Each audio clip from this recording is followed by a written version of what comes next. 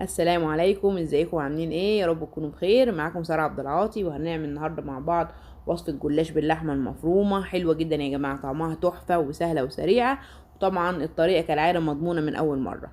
من غير رغي كتير يلا بينا على طول ندخل في الوصفة. معايا طاسة على النار فيها معلقتين كبار من الزيت، لما يسخنوا كويس هنزل بنص كيلو من اللحمة المفرومة.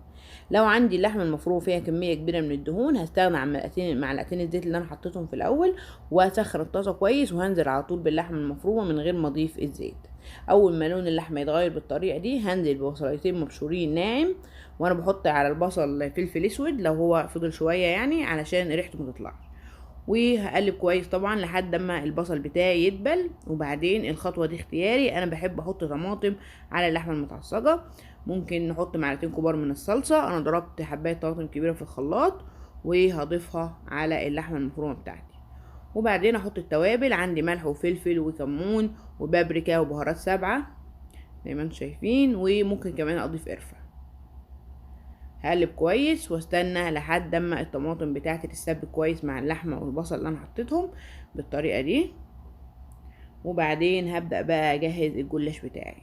عندي هنا جبنة مربعات من اللي هي بتاعت سندوتشات البرجر، وعندي كمان اللحمة بتاعتي وربع كوباية زيت على سمنة، ولفة الجلاش بتاعتي اهيت. وهبدأ على طول ارص الجلاش. هدهن الصينية بتاعتي بخليط الزيت مع السمنة او الزبدة، وهحط بقى الجلاش بتاعي ورقة ورقة زي ما انتم شايفين. انا مش بحب اقطع الجلاش على قد الصينية، بس اصعبها شويه بصراحه. انا بحب الطريقه ديت، بطبق الجلاش كده على قد الصينيه وبحط التانية بالعكس اهو زي ما انتم شايفين كده. مره طبقتها من الناحيه دي ومره طبقتها من الناحيه دي علشان يبقوا متساويين من الجهه دي والجهه دي، متبقاش حته عاليه وحته واطيه.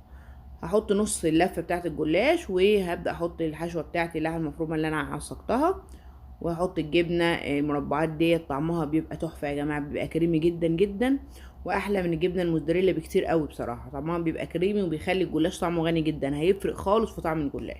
هكمل باقي لفه الجلاش، واخر طبقتين هطبقهم لجوه عشان يبقى شكل السطح حلو. وطبعا ما ننساش ندهن اخر طبقه. وهقطع طبعا الجلاش بتاعي، بيتقطع طبعا الجلاش يا جماعه قبل ما يدخل الفرن عشان ما يتكسرش. ومولعه الفرن بتاعي على اعلى درجه حراره، وهبدا ان انا ادخل الجلاش بتاعي الفرن. هعمل الصوص اللي هشرب بيه جلاش: بيضة وشوية فلفل اسود وملح، وهحط معاهم كوباية من الحليب. هقلب كويس مع بعض. وبعد ما يمتزجوا طبعا حاطه الجلاش بتاعي في الفرن. اول ما يبدا ياخد لون خفيف من تحت هبدا ان انا احط الصوص بتاعي اللي انا عملته. وممكن يا جماعه اعمل الخطوه دي قبل ما ادخل الجلاش الفرن خالص، بعد ما اقطعه هشربه كده وادخله الفرن، برضو الطريقه دي بتطلع نفس النتيجه. بعد ما احط الصوص بتاعي هولع الشواية علشان يكمل سوا وياخد كمان لون من فوق.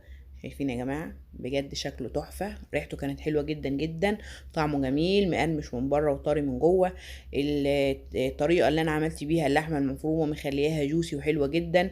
الجبنة دي يا جماعة تحفة تحفة بجد، جربوها، احلى مليون مرة من الجبنة الموتزاريلا.